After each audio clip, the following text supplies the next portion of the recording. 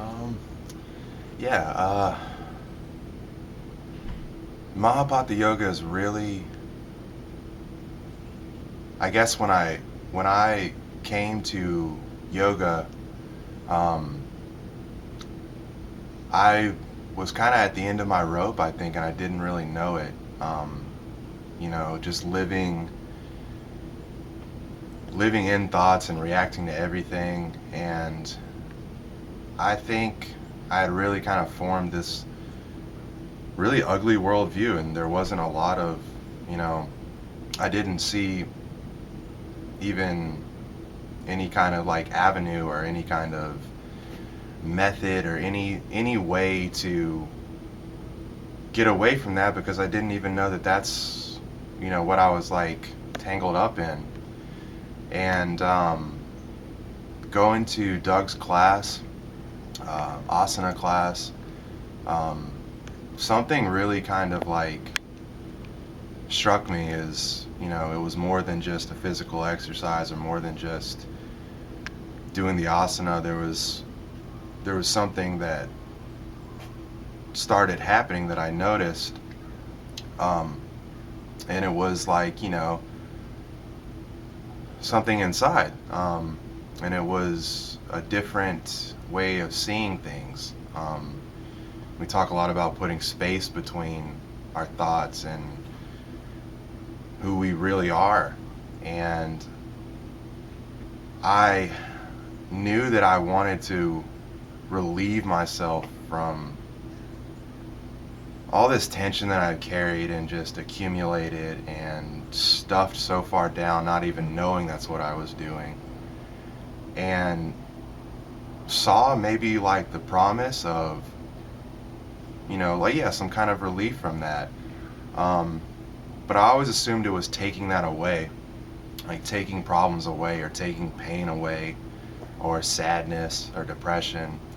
Um, And yoga hasn't done any of that. It didn't take any of that away, but instead it brought something else. It brought a a different vantage point. It brought a new way to see things from what I think is really a deeper part of me.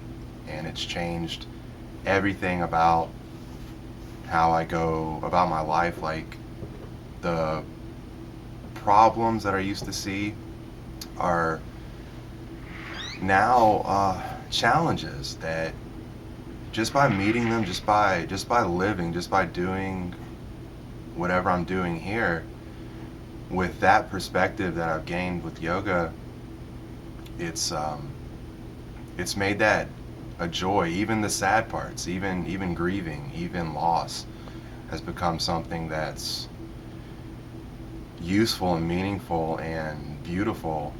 And for I don't have, things have happened in my whole life that were, like a big hit, like jarring, and not in a bad way, like really profound. And the thing about it is, when something like that happens, what do you do with that without any sort of point of reference, without any sort of framework, without a community, without a teacher? It's just kind of like, oh wow, and then the next morning it's like, so what? Back to the same. But, you know, for me, it was really intimidating to start going to yoga. I didn't feel like I fit in. I felt like I was coming from a different place. I felt like it might not be for me, but it totally is. It's for everybody. And community is so important. And the people that I've, come to know in the Sangha and practice with, and it's always going to change. It's always going to get bigger. Some people might not always be there. But having that, knowing that that's there, and knowing that, like, it's not something I have to set up to do. Like, I can always go there. I can always. It's just amazing. And for anyone that might feel dissatisfied, might just whatever, for whatever reason, if you can't say to yourself that you really love being you and it makes you joyful, um, then just go out on a limb and go out of your comfort zone and try something different. Um, it's the real world. It is what it is. I mean, people are different. People might not understand where you're coming from or like you or whatever. But that's not what this is. This is about, you know, people coming together to do the work on themselves that makes everything, you know, click, I guess.